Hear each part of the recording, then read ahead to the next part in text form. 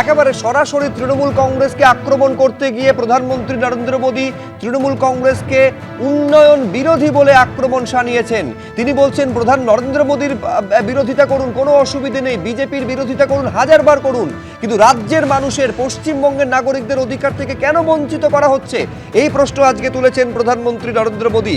বিজেপিকে সুযোগ দিয়ে দেখুন, বিজেপি ডাবল ইঞ্জিন সরকার করে দিন, উন্নয়ন এখানে দ্রুততার সঙ্গে হবে বলে আশ্বাস দিয়েছেন প্রধানমন্ত্রী নরেন্দ্র মোদী।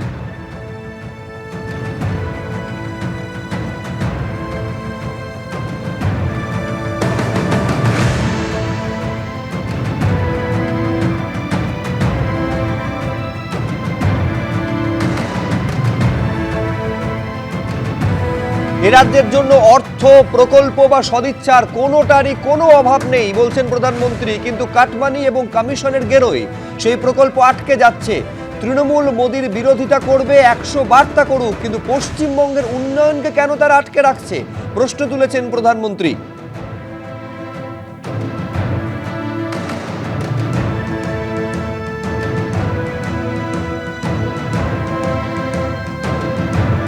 হাজার হাজার কোটি টাকার প্রকল্প এই রাজ্যে আটকে রয়েছে শুধুমাত্র কমিশন এবং কাটমানির জন্য, এই অভিযোগ করেছেন প্রধানমন্ত্রী নরেন্দ্র মোদী। একই সঙ্গে তিনি বলছেন যে অর্থ থেকে শুরু করে সদিচ্ছা প্রকল্প এই রাজ্যের জন্য কোথাও কোনো অভাব নেই।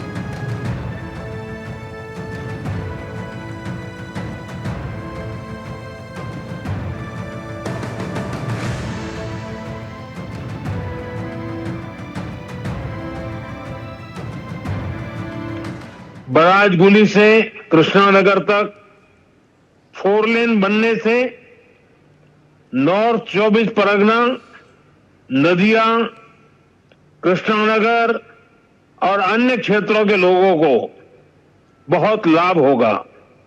इससे कोलकाता से सिलीगुड़ी की यात्रा का समय करीब 2 घंटे तक कम हो गया है।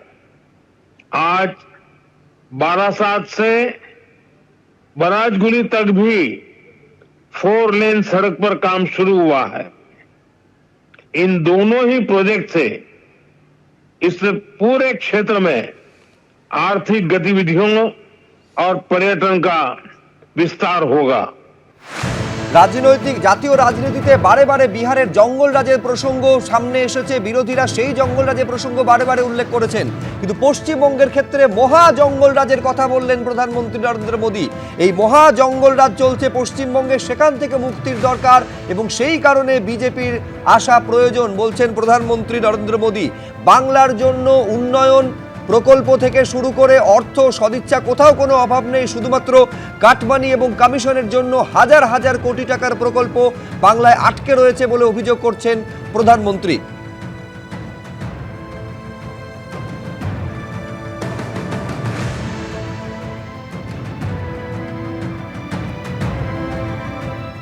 बंगाल ने, बांग्ला भाषा ने भारत के इतिहास, भारत की संस्कृति को निरंतर समृद्ध किया है।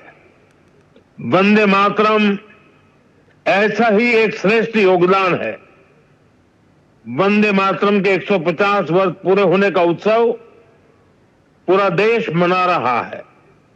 हाल में ही भारत की संसद ने वंदे मातरम का गौरवगान किया। पश्चिम बंगाल की यह धरती वंदे मातरम के अमर गान की भूमि है। इस धरती ने बंकिम बाबू जैसा महान ऋषि देश को दिया। ऋषि बंकिम बाबू ने गुलाम भारत में वंदे मातरम के जरिए नई चेतना पैदा की। সাংবাদিকদের মুখোমুখি হয়েছেন কুণাল ঘোষ, কি বলছেন দেখুন। এসআইআর জনিত হঠকারিতায় যে মানুষগুলি, মতুয়া সম্প্রদায় সহ যে মানুষগুলি অনিশ্চয়তার মধ্যে পড়েছেন, তাদের পক্ষে হতাশাজনক। অর্থাৎ প্রধানমন্ত্রী নরেন্দ্র মোদীর ভাষণ দিশাহীন, দায়িত্বজ্ঞানহীন, বঙ্গ বিরোধী এবং বিশেষভাবে এসআইআর জনিত কারণে মতুয়া সম্প্রদায় সহ যারা অথই জলে পড়েছেন, অনিশ্চয়তার মধ্যে পড়েছেন, তাদের পক্ষে চূড়ান্ত হতাশাজনক যে সময়টুকু তিনি পেয়েছিলেন অডিও বার্তা দেওয়ার, তার মধ্যে তার সুযোগ ছিল মতুয়া সম্প্রদায়কে বা যে মানুষ এই এসআইআর নামক বিজেপি প্রভাবিত নির্বাচন কমিশনের হঠকারিতায় যারা অনিশ্চয়তার মধ্যে পড়ছেন, তাদের জন্য তিনি মনে করলে বার্তা দিতে পারতেন, কিন্তু তার কাছে কোনো বার্তা নেই।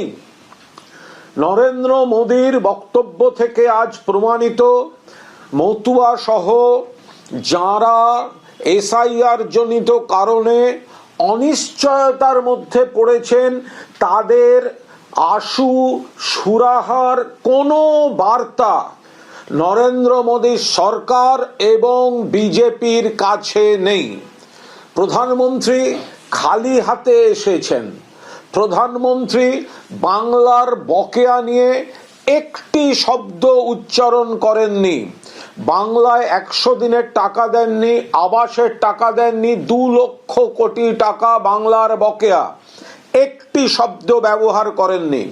প্রধানমন্ত্রী তার বক্তব্য রাখতে গিয়ে বলেছেন যে তৃণমূল আমার বিরোধিতা করুক, তৃণমূল বিজেপির বিরোধিতা করুক, এইরকম একটা ন্যারেটিভ করতে চেয়েছেন। আমরা উল্টে বলছি যে আপনি ক্ষমতা থাকলে তৃণমূল কংগ্রেসের বিরোধিতা করুন, কিন্তু বাংলার মানুষের বিরোধিতা করছেন কেন?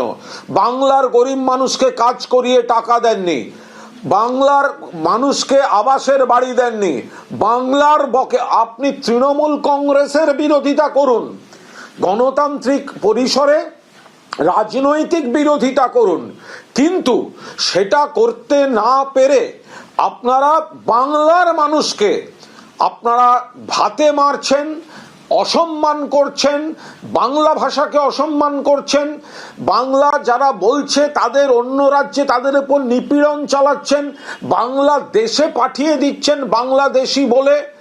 এই বিষয়ে নরেন্দ্র মোদী আজ মূল যে সমস্যাগুলো তিনি এড়িয়ে গিয়েছেন, তিনি সম্পূর্ণভাবে এড়িয়ে গিয়েছেন। তিনি বলেছেন কাটমানি কমিশন। নরেন্দ্র মোদী আপনার রাজ্যে একের পর এক ব্রিজ ভাঙছে, আপনার রাজ্যে যখন মন্ত্রীর ছেলে অ্যারেস্ট হচ্ছে 100 দিনের কাজের কেলেঙ্কারিতে, উত্তরপ্রদেশে যোগী রাজ্যে সেখানে ভুয়ো জব কার্ডে সব থেকে ওপরে নাম থাকে হচ্ছে উত্তরপ্রদেশের।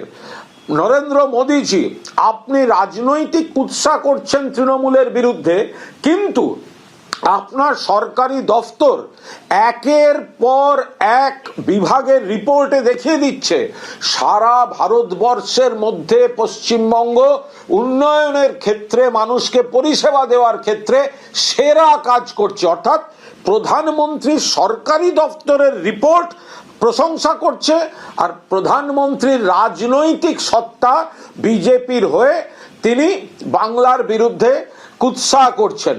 এবিপি আনন্দ এগিয়ে থাকে, এগিয়ে রাখে।